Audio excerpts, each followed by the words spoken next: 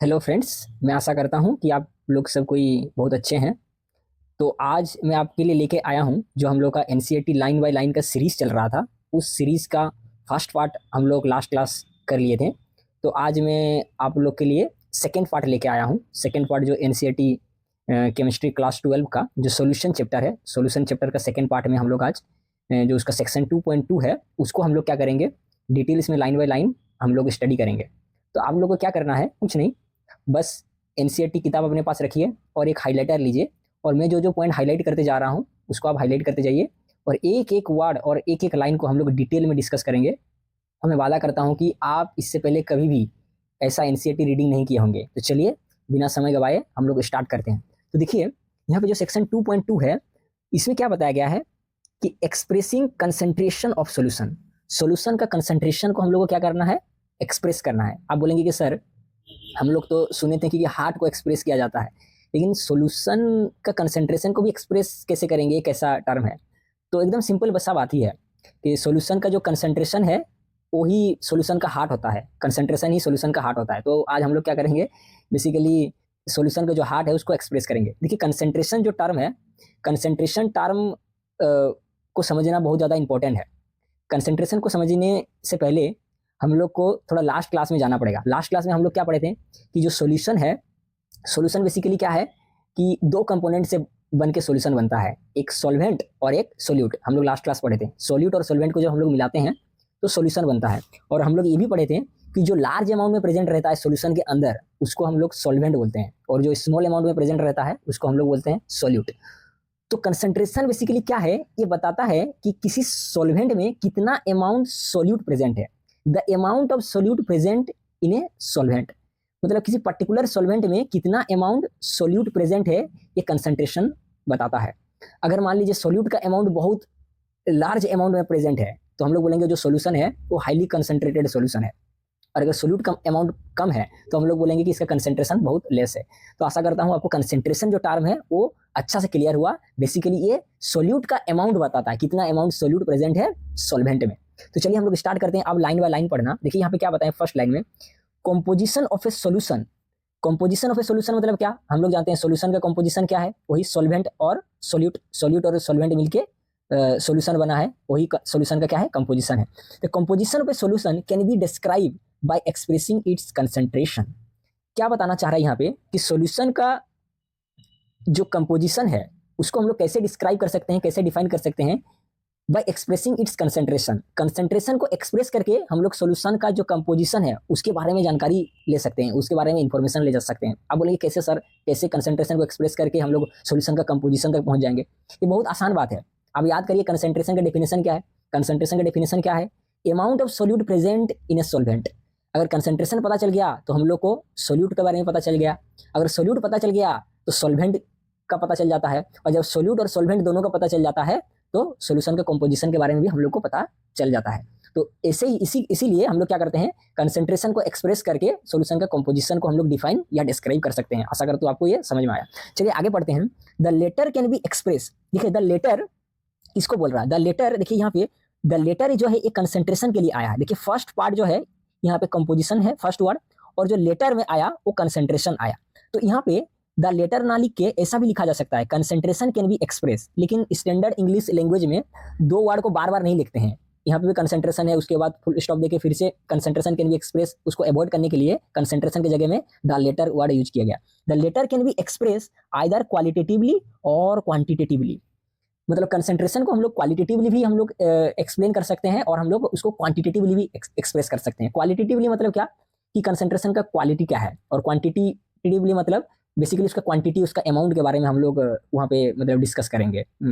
तो क्वालिटेटिवली मतलब क्या है कि कंसंट्रेशन का क्वालिटी कैसा है। जैसे क्वालिटी हम लोग कैसे पता कर सकते हैं, ये क्वालिटी पता करने का कुछ बहुत सारा तरीका है। जैसे उसका कलर से पता कर सकते हैं कि इसका क्वालिटी कैसा है सॉल्यूशन का, उसका टेस्ट से, उसका स्मेल से। जैसे आप देखेंगे मिल्क, मिल्क में अगर बहुत ज़्यादा पानी मिलाया रहता है और मिल्क का अमाउंट बहुत कम रहता है तो उसका कलर को देख के पता चलता है कि ये मिल्क का क्वालिटी उतना अच्छा नहीं है, मिल्क का कंसंट्रेशन इसमें बहुत कम है, उसका टेस्ट भी उतना अच्छा नहीं रहता है। वही कोई मिल्क बहुत अच्छा रहता है, पूरा सफ़ेद रहता है, तो उसको देख के उसका कलर से पता चलता है कि हाईली कंसनट्रेटेड है ये मिल्क का अमाउंट बहुत ज़्यादा है इसमें, इसका टेस्ट भी बहुत बढ़िया रहता है। तो टेस्ट, कलर या स्मेल से हम लोग इसका क्या कर सकते हैं, क्वालिटी का पता कर सकते हैं कंसंट्रेशन से। तो देखिए आगे पढ़ते हैं हम लोग, क्या बताएं। For example, qualitatively we can say that the solution is dilute, that is relatively very small quantity of solute, और it is concentrated, that is relatively very large quantity of solute. देखिए जैसे किसी पर्सन का quality को हम लोग अगर बताते हैं तो हम लोग डायरेक्ट बोलते हैं, उसका क्वालिटी बताने के लिए दो चीज का यूज करते हैं किसी पर्सन का, जैसे गुड और बैड। उसी प्रकार जो कंसंट्रेशन को क्वालिटी बताने के लिए हम लोग क्या करते हैं, दो चीज का वार्ड करते हैं, डाइल्यूट और कंसंट्रेटेड। डाइल्यूट का मतलब क्या है, relatively very small quantity of solute.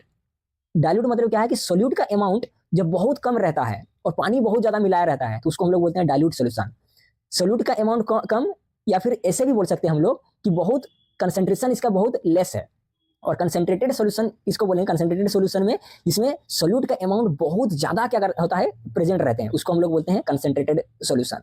तो ये आपको समझ में आया। देखिए यहाँ पे एक चीज समझना बहुत ज्यादा इंपॉर्टेंट है, बहुत ज्यादा। मैं बोला ना आपको कि एनसीईआरटी का एक एक लाइन को हम लोग उसका पूरा ऑपरेशन कर देंगे, एक एक लाइन नहीं छोड़ेंगे। देखिए यहाँ पे क्या बताया गया, देखिए यहाँ पे जब डाइल्यूट और कंसंट्रेटेड का यूज हो रहा है ना, तो देखिए यहाँ पे क्या यूज हो रहा है, relatively very small quantity of solute.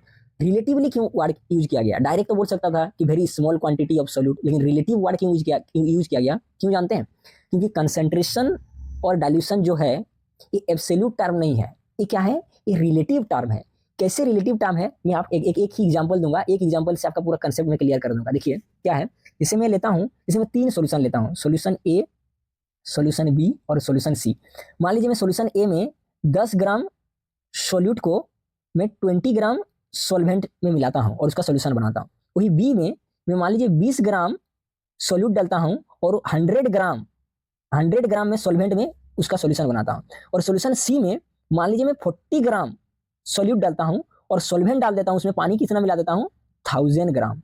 तो आप देखिए यहाँ पे बहुत, अभी ध्यान से एकदम पूरा कंसंट्रेशन आपको पूरा ये करना है, कंसंट्रेशन आपको पढ़ना है, हम लोग कंसंट्रेशन पढ़ रहे हैं तो आप भी पूरा एकदम कंसंट्रेशन से आपको ध्यान देना पड़ेगा, नहीं तो समझ में नहीं आएगा चीज। देखिए ए और बी को अगर हम लोग कंपेयर करते हैं, ए और बी को सोल्यूशन को, तो मैं अगर पूछूं आपको, बताइए ए और बी दोनों सोल्यूशन में कौन सा सोल्यूशन जो है कंसंट्रेटेड है और कौन सा सोल्यूशन डाइल्यूटेड है, तो आप डायरेक्ट बोलेंगे कि सर अभी पढ़े थे कि सोल्यूट का अमाउंट ज्यादा मतलब कंसंट्रेटेड सोल्यूशन, सोल्यूट का अमाउंट कम मतलब डाइल्यूट सोल्यूशन। तो आप बोलेंगे सर बी कंसंट्रेटेड सोल्यूशन है और ए जो है वो डाइल्यूटेड है।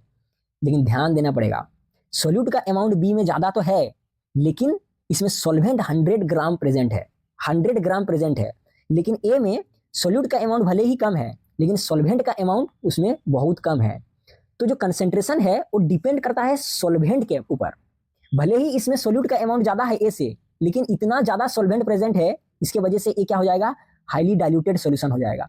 और भले ही सॉल्यूशन ए में सोल्यूट का अमाउंट प्रेजेंट है, क्योंकि कम सॉल्वेंट में इसका हम लोग सॉल्यूशन बना रहे हैं, तो बी का कंपैरिजन में ए भले ही सोल्यूट का अमाउंट कम हो, लेकिन ए क्या हो जाता है, कंसंट्रेटेड सॉल्यूशन हो जाता है बी के कंपैरिजन में। आप समझ रहे हैं कि कंसंट्रेशन और डाइल्यूशन जो है वो रिलेटिव टर्म है, एक सॉल्यूशन दूसरे सॉल्यूशन के साथ या सॉल्वेंट के साथ, ये रिलेटिव टर्म है। वही अगर मैं बी और सी को यूज करूं, कंपेयर करूं, तो देखिए वैसे सिमिलर केस सी में देखिए सोल्यूट का अमाउंट ज्यादा है, 40 ग्राम है, लेकिन सोल्यूट का अमाउंट ज्यादा होते हुए भी क्योंकि इसका सॉल्वेंट इतना ज्यादा है, 1000 ग्राम सॉल्वेंट में हम लोग सोल्यूशन बना रहे हैं, तो सोल्यूट का अमाउंट ज्यादा होते हुए भी बी का कंपैरिजन में ए डाइल्यूट है और सी का कंपैरिजन में बी जो है वो कंसंट्रेटेड है। देखिए बी जो किसी सॉल्यूशन के लिए डाइल्यूट था, वो दूसरा सॉल्यूशन के लिए कंसंट्रेशन हो जा रहा है। तो आपको समझ में आ रहा है कि बी जो ये डाइल्यूशन और कंसंट्रेटेड है वो रिलेटिव टर्म है, वो एब्सोल्यूट टर्म नहीं है। तो मैं आशा करता हूँ आपको समझ में आया। फिर से एक एग्जांपल लेता हूँ, एक प्रैक्टिकल हम लोग लाइव में एग्जांपल लेते हैं। जैसे मान लीजिए 10 कार किसी गांव का किसी रोड में चल रहा है, तो 10 कार किसी गांव का रोड में चलेगा तो एकदम पैक और जाम हो जाएगा, ट्रैफिक लग जाएगा, रास्ते में जाने का जगह नहीं मिलेगा। लेकिन वही 10 कार किसी रोड में 4 लेन में पूरा एकदम हाई स्पीड में एक्सेलेटर में ईंटा रख के पूरा हाई स्पीड में भागता है, तो कोई ट्रैफिक जाम नहीं होगा, कोई फर्क नहीं पड़ेगा, गाड़ी इधर से उधर से पूरा आसानी से रास्ता रहेगा, आसानी से पार हो जाएगा। और वहीं अगर गाँव में वही 10 कार रन करेगा तो क्या हो जाता है, जाम लग जाता है। तो आपको समझ में आ रहा है कि जो कंसंट्रेशन है और डाइल्यूशन है वो रिलेटिव टर्म है, सॉल्वेंट के ऊपर डिपेंड करता है कि कितना अमाउंट सॉल्वेंट के साथ हम लोग कंपैरिजन कर रहे हैं। तो सॉल्वेंट के अमाउंट पे ये डिसाइड होगा कि कोई पर्टिकुलर सॉल्वेंट जो है वो डाइल्यूट है या कंसंट्रेटेड है। आशा करता हूँ आपको ये क्रिस्टल क्लियर हुआ। तो चलिए आगे पढ़ते हैं। But in real life, sorry यहाँ पे क्या पढ़ेंगे हम लोग, देखिए, but in real life this kind of description can add to lot of confusion and thus the need for a quantitative description of solution. लेकिन क्या बताया गया कि जो क्वालिटेटिव मेथड था वो तो ठीक चल रहा था, लेकिन कहानी में ट्विस्ट तब आया जब हम लोग क्या किए, इसका इस्तेमाल रिसर्च में, लैब में या कंपनी वगैरह में मेडिसिन बनाने के लिए इस्तेमाल किए।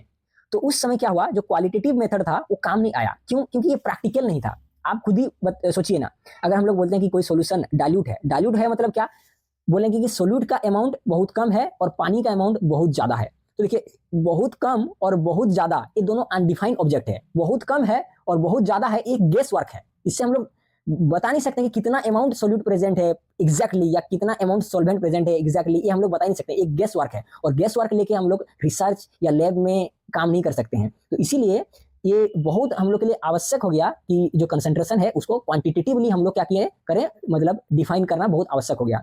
तो फ्रेंड्स, आज हम लोग नेक्स्ट पैराग्राफ जो है उसको रीडिंग करेंगे। तो चलिए बिना समय गवाए हम लोग जल्दी से शुरू करते हैं नेक्स्ट पैराग्राफ को रीड करना। तो देखिए यहाँ पे क्या बोला गया है, there are several ways by which we can describe the concentration of the solution quantitatively. तो फर्स्ट पार्ट जो था उसमें हम लोग देखे थे कि सॉल्यूशन का कंसंट्रेशन को हम लोग क्वालिटेटिवली कैसे डिफाइन कर सकते हैं। लेकिन इस पार्ट में हम लोग देखेंगे कि सॉल्यूशन का जो कंसंट्रेशन है उसको क्वांटिटेटिवली हम लोग कैसे मतलब डिफाइन करेंगे। तो इसका 7 मेथड है। तो चलिए एक एक मेथड हम लोग क्या करते हैं, रीड करना स्टार्ट करते हैं। तो जो फर्स्ट मेथड है वो क्या है, मास परसेंटेज। देखिए, मास परसेंटेज मेथड को हम लोग W/W से हम लोग रिप्रेजेंट करते हैं। देखिए, मास परसेंटेज मेथड से हम लोग क्या कर सकते हैं, इस मेथड से जो सोल्यूट है और सॉल्वेंट है सॉल्यूशन का, तो सोल्यूट और सॉल्वेंट का हम लोग को एग्जैक्ट मतलब अमाउंट मिल जाता है कि कितना ग्राम सोल्यूट प्रेजेंट है, कितना ग्राम सॉल्वेंट प्रेजेंट है, या कितना एग्जैक्ट परसेंट सोल्यूट प्रेजेंट है, कितना परसेंट सॉल्वेंट प्रेजेंट है। तो एग्जैक्ट डाटा हम लोग को मिल जाता है मास परसेंटेज मेथड से। तो देखिए आगे बढ़ते हैं हम लोग। The mass percentage of a component of a solution is defined as mass percent of a component is equal to mass of the component in the solution divided by total mass of the solution into 100। देखिए, mass of the component में दोनों include है, solute भी और solvent भी। अगर मान लीजिए आपको सोल्यूट का मास या सोल्यूट का परसेंटेज निकालना है, तो आपको सिंपल क्या करना पड़ेगा, इस फॉर्मूला में पुट करना पड़ेगा, mass of the solute in the solution divided by total mass of the solution into 100। तो आपको क्या मिल जाएगा, सोल्यूट का एग्जैक्ट परसेंटेज या एग्जैक्ट आपको मास मिल जाएगा सोल्यूट का। और वही अगर आपको सॉल्वेंट का मास निकालना है तो आप क्या पुट करेंगे, mass of the solvent, component की जगह सॉल्वेंट लिखेंगे, mass of the solvent in the solution divided by total mass of the solution into 100। तो आपको सॉल्वेंट का एग्जैक्ट परसेंटेज या आपको मास मिल जाएगा। तो चलिए आगे पढ़ना स्टार्ट करते हैं। हम लोग क्या है बोले हैं, for example if A solution is describe by 10% glucose in water by mass, it means that 10 gram of glucose is dissolve in 100 gram of water resulting in A 100 gram solution. देखिए, बहुत इंपॉर्टेंट पॉइंट है। NCERT में मैं क्या बोला कि शब्दों का खेल है, आपको बहुत सतर्क रहना पड़ेगा। एक एक लाइन को हम लोग क्या करेंगे समझेंगे। देखिए यहाँ पे क्या बोला कि जब क्वेश्चन में ऐसा लिखा जाए कि 10% glucose in water by mass, अगर इतना लिख दें तो हम लोग को एज्यूम करना है कि 10% ग्लूकोज मतलब 10 ग्राम ग्लूकोज। तो यहाँ पे आपको एक डाउट आ सकता है कि सर कैसे मतलब हम लोग ये मान लें कि 10% ग्लूकोज को 10 ग्राम मान लें, कैसे एक परसेंट को डायरेक्ट ग्राम में कन्वर्ट कर रहा है। तो इसको देखिए, इसको समझने के लिए हम लोग एक सिंपल मैथमेटिक्स समझेंगे। तो देखिए सबसे पहले जो मास परसेंटेज मेथड है ना, परसेंटेज मतलब सेंट मतलब 100% मतलब पर 100 में। तो परसेंटेज मेथड में हम लोग हमेशा जो है 100 जो है 100 को हम लोग बेस मानते हैं, 100 ग्राम सॉल्यूशन को बेस मानते हैं, और 100 ग्राम सॉल्यूशन को बेस मान के हम लोग सोल्यूट या सॉल्वेंट का अमाउंट हम लोग क्या करते हैं, निकालते हैं। तो हम लोग को बेस कितना मानना है, 100 ग्राम सॉल्यूशन। तो देखिए यहाँ पे सिंपल एक मैथमेटिक्स में आपको समझाऊंगा, उससे आपको समझ में आ जाएगा कि कैसे 10% ग्लूकोज को 10 ग्राम हम लोग माने। तो देखिए यहाँ पे 100 ग्राम जो है हम लोग क्या करना है, सॉल्यूशन बनाना है। तो 100 ग्राम को हम लोग क्या मानेंगे, 100% इज इक्विवेलेंट टू 100 ग्राम। क्यों? क्योंकि फुल पार्ट हम लोग ले रहे हैं और फुल पार्ट को हम लोग 100% बोलते हैं, और फुल पार्ट मतलब क्या है, पूरा टोटल सॉल्यूशन। तो 100% इज इक्विवेलेंट टू 100 ग्राम। तो 10% इज इक्विवेलेंट टू क्या होगा, 10% बाय 100% इंटू 100 ग्राम। तो परसेंट से परसेंट कट गया, एक जीरो से एक जीरो कट गया, यहाँ से एक जीरो से एक जीरो कट गया, तो बचा हम लोग का क्या, 10 ग्राम। वही यूनिटरी मेथड जो हम लोग मतलब बचपन में यूज करते थे। तो वही यूनिटरी मेथड यूज करके हम लोग को पता चल गया कि अगर 100% का वैल्यू 100 ग्राम है तो 10% का वैल्यू क्या है, 10 ग्राम। तो आपको अभी समझ में आया कि क्यों हम लोग 10% को 10 ग्राम मान रहे थे। तो फिर तो आपको यहाँ से मतलब आइडिया लग गया कि चूंकि हम लोग को सोल्यूशन 100 ग्राम बनाना है और जो ग्लूकोज है वो 10 ग्राम है, तो इसका मतलब क्या है, जो वाटर है वो 90 ग्राम होगा। तो यहाँ से हम लोग को पता चल गया कि 10 ग्राम ग्लूकोज अगर है तो 90 ग्राम हम लोग को वाटर लेना पड़ेगा और टोटल हम लोग को 100 ग्राम का सोल्यूशन बनाना है। तो चलिए आगे बढ़ते हैं हम लोग। Concentration describe by mass percentage is commonly use in industrial chemical application. जो मास परसेंटेज मेथड है बेसिकली हम लोग जो इंडस्ट्री में केमिकल बनाने के लिए ज्यादा इसका हम लोग यूज करते हैं। जैसे कि एग्जांपल दिया है, for example commercial bleaching solution contain 3.62 mass percentage of sodium hypochlorite in water. जो कॉमर्शियल ब्लीचिंग सॉल्यूशन है उसमें क्या प्रेजेंट रहता है, 3.62 मास परसेंट। 3.62 मास परसेंट मतलब क्या, 3.62 ग्राम। तो आपको ये याद रखना है जो कॉमर्शियल ब्लीचिंग सॉल्यूशन है इसमें कौन सा जो केमिकल है वो प्रेजेंट रहता है, तो और कौन सा केमिकल प्रेजेंट रहता है और कितना ग्राम में प्रेजेंट रहता है। तो यहाँ पे डायरेक्ट बोला है कौन सा केमिकल प्रेजेंट रहता है, सोडियम हाइपोक्लोराइट, और कितना ग्राम में, 3.62 ग्राम सोडियम हाइपोक्लोराइट क्या रहता है, प्रेजेंट रहता है। तो आशा करता हूँ मैं आपको जो मास परसेंटेज मेथड है वो अच्छा से समझ में आया।